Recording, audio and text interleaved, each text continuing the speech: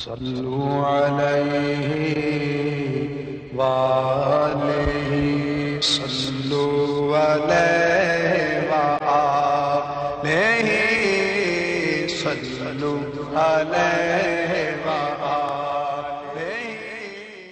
حاجی کو خاص طور پر ہمارے شہری لوگوں کو سب سے بڑا ایشو احرام ہوتا ہے۔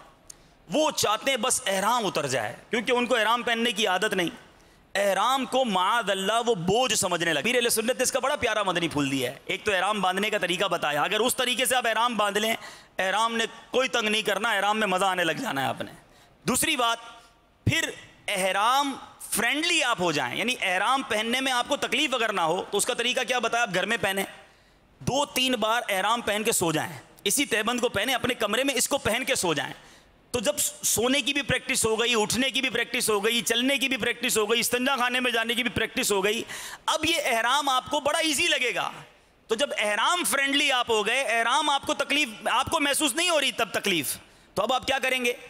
اب آپ جو مشورہ یہ ہے کہ آپ مکہ پاک پہنچے، بہت تھکے ہوئے ہوں گے، بالکل تھکے ہوئے ہوں گے، آپ اپنے کمرے میں جائیں اور جا کر سو جائیں، بالکل اچھی نیند کریں۔ کوئی جلدی نہیں ہے آپ کی، دوسرے دن کوئی بزنس میٹنگ نہیں، آپ نے مکے میں ہی رہنا ہے، جلدی کس بات کی ہے؟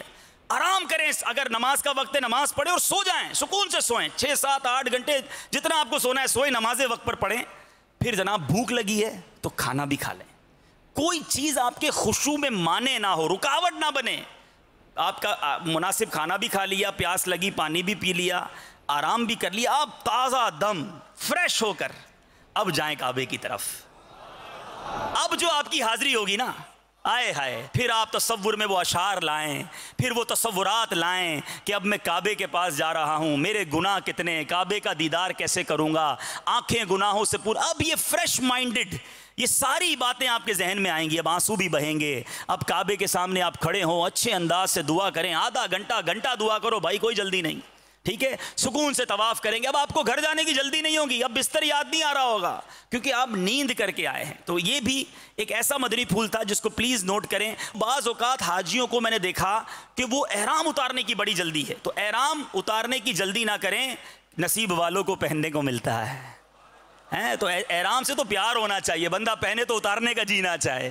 تو یہ کب ہوگا؟ اس کی تھوڑی سی پریکٹس کر لیں، یہی کر لیں، اور اس کو سعادت سمجھیں، اس کو بوجھ نہ سمجھیں۔ یقین کریں اگر یہ تصور بن گیا نا کہ میرے آقا نے بھی احرام باندھا تھا، ہمارے صحابہ نے بھی احرام باندھا، غوث پاک نے بھی احرام باندھا، اعلیٰ حضرت نے بھی احرام باندھا، ہمارے پیر و مرشد جب مکے پاک گئے تھے انہوں نے بھی احرام باندھا۔